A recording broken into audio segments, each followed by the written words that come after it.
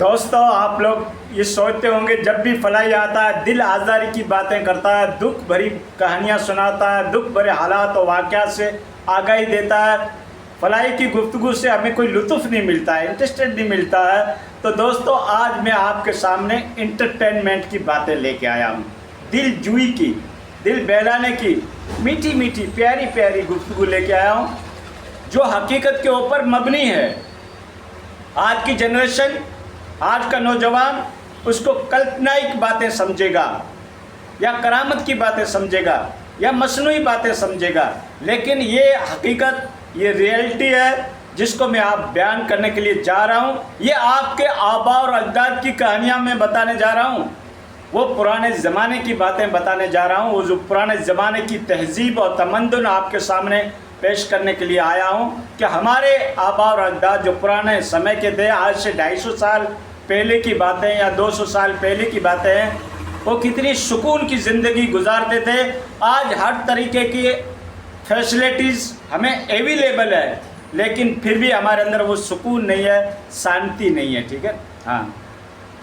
उनकी डाइट में बाजरे की रोटी हुआ करती थी, 2 फली लहसुन की तोड़ दी और उसके अंदर 2-4 मिर्च कूट के उसके अंदर बाजरे की रोटी खाते थे, तो उनको वही लज्जत आती थी जो आज के अंदर चिकनी कश्मीरी, चिकनी मुगलाई और चिकनी हांडी, कीमा, कोफ्ता, कबाब, सीख कबाब, हांडी गोश्त, जो उसके अंदर जो हमको मज़ा आता है, बादाम का हलवा और गाजर के हलवे में जो हमें लुत्फ़ आता है, उनको वो बाजरे की रोटी और राबड़ी में आया करता था या उस चटनी में आया करता था जो वो लोग खाते थे, या बाजरे की रोटी और काचरे की सब्ज़ी में आया करता था, या बाजरे की रोटी और ग्वार की फली हो तो नूरन अला नूर, वो तो बेस्ट डाइट हुआ करती थी जो आपको आजकल 5 स्टार होटलों में वो डाइट नहीं मिलेगी।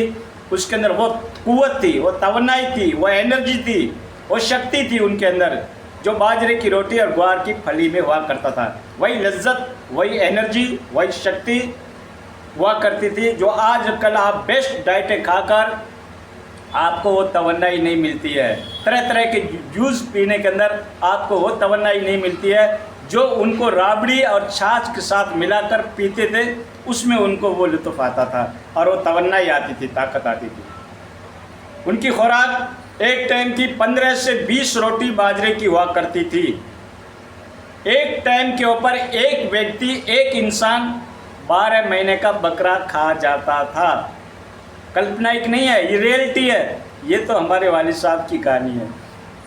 तो दोस्तों, इस तरीके की हकीकतें हुआ करती थी और हमाली का ये आलम था कि 60 किलोमीटर पैदल चले जाते थे, 60 किलो का अनाज उठाकर, 60 केजी अनाज उठाकर 60 किलोमीटर पैदल चलते थे उसका आटा पिसवाने के लिए। वापस रिटर्न 60 किलोमीटर वो आटा उठा के आते थे घर के ऊपर। नज़दीक में कोई चक्कियाँ नहीं हुआ करती थी, 60 किलोमीटर या 70 किलोमीटर के ऊपर कोई चक्की उनको नज़र आती थी, तो 60 किलोमीटर का वह मुसाफिर तय कर लेते थे और 60 केजी अनाज उठाकर, ये उनकी हमाली का आलम था। तो फिर उनके सेक्स का क्या आलम होगा आप ही सोचिए। और वो अपना महल कैसा बनाते थे, धोरे मत झूंपड़ी लोडा खाए रे आपने सुना होगा। एक रेत का टीला होता है जिसको धोरा कहा जाता है, उस टीबे के ऊपर जब वो झूंपड़ी बनाते थे, घास फूस का एक मकान बनाया जाता है जिसको हमारी स्थानिक भाषा में झूंपड़ी कहा जाता है। वो जब बन के तैयार होती थी अरनी की लकड़ी से, तो उसके ऊपर इतना फ़ख्र महसूस करते थे जितना आजकल बुर्ज खलीफा बनाने के ऊपर लोग फ़ख्र महसूस नहीं करते, या वर्ल्ड टावर बनाने के ऊपर फ़ख्र महसूस नहीं करते, या 5 स्टार होटलें दरिया के किनारे गार्डन में अगर हो उसके ऊपर इतना फ़ख्र नहीं किया जा सकता जितने लोग खुश होते थे धोरे मत झूंपड़ी बनाने से।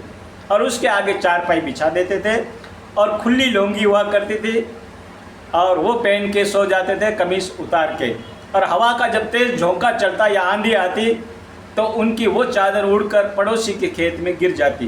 बच्चे कहते अब्बा ताजी खती फलाना खेत में पड़ी है, तो वो भागता। और उस टाइम बच्चों के अंदर भी इतना जागृति सेक्सोलॉजी की पॉइंट से नहीं थी। वो कौन सा हथियार लेके उठ रहा है, किस तरीके से भाग रहा है, उसका नज़ारा वो एक नॉर्मल रूटीन थी, कोई उसको बुरा नहीं मानता था। और वो अपनी खत्ती को पड़ोसी के खेत में लेके आता, उसको खत्ती कहते हैं या खुली चादर कह दो, जो वो पहना करते थे। तो इस तरीके से ये लोगों की लाइफ थी। और ताकत का तो ये आलम था कि वो चीतों से कुश्ती किया करते थे, जंगली पहाड़ों से कुश्ती कर लिया करते थे। जी हाँ, चीतों की कुश्ती तो हमारे गांव में मशहूर है। कभी चीता उसके ऊपर पड़ता, कभी आदमी उसके ऊपर पड़ता, इस तरीके की कुश्ती हुआ करती थी पहले लोगों की। तो इस तरीके की उनकी ताकत, उनकी तवन्नाई, उनकी हिम्मत का ये आलम था। और कितनी मुसाफत तय कर लेते थे। रोज़ाना 50-60 किलोमीटर चलना, पैदल चलना उनकी रूटीन में शामिल था। उसका ऊँट भाग के चला जाता था या उसकी रेवड़ गायब हो जाती थी, तो उसके पीछे वो 50-60 किलोमीटर डेली का पैदल चलना उनका रूटीन था। या कोई देखते कि वहाँ पे घास है, इधर घास अवेलेबल नहीं है, तो अपनी भेड़ बकरी को 50-60 किलोमीटर लेके चले जाते थे, पैदल चले जाते थे। आज के नौजवान क्यास कर लो, 1 किलोमीटर भी अगर तुमको पैदल चलना है, तुम साधन का वेट करते हो कि नहीं करते हो 1 किलोमीटर के लिए।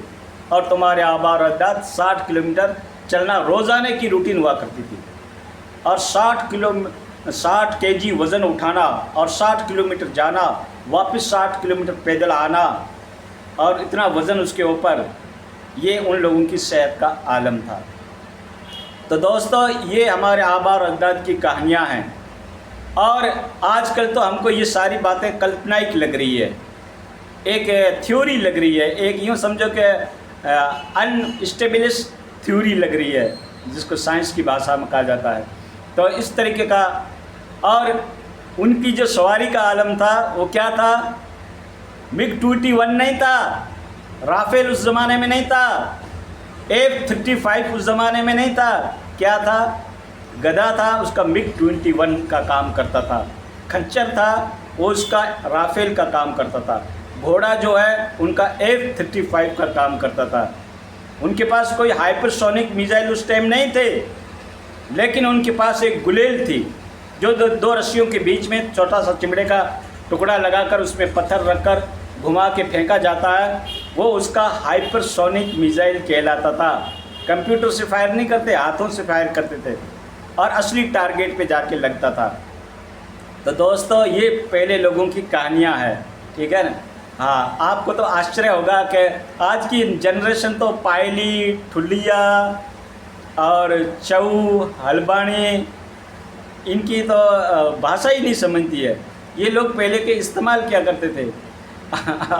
और पेजर है, मोजड़ी जूती है, उनकी मोजड़ी जूती कितनी हुआ करती थी? आज जो तुम पहनते हो ना, ये ज़्यादा से ज़्यादा 600 ग्राम होगी या आधा किलो इसका वज़न होगा।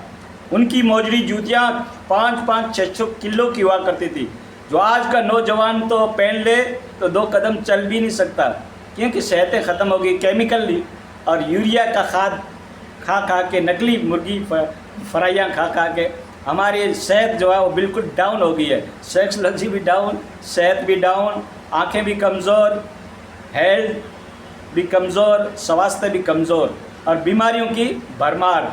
डायबिटीज़ पहले लोग नहीं सुनते थे, हेपेटाइटिस सी वायरस का पहले लोगों ने नाम भी नहीं सुना था, एडिस का पहले लोगों ने नाम भी नहीं सुना था, ये कैंसर बीमारियां पहले के लोगों ने नाम ही नहीं सुना था। ये सब आई है केमिकल युक्त, जो आप अनाज खा रहे हो उसकी समझो ये करामात है। तो दोस्तों, ये है। और बाकी क्या बताएं, आपके मनोरंजन के लिए आज इतना ही काफ़ी है। मैं कहता हूँ अपने बच्चों को एजुकेटेड बनाओ, बासलाहियत बनाओ, मौजूदा ज़माने की दौड़ के साथ वो शामिल रहें, इस तरीके से अपनी नई जनरेशन को तैयार करें।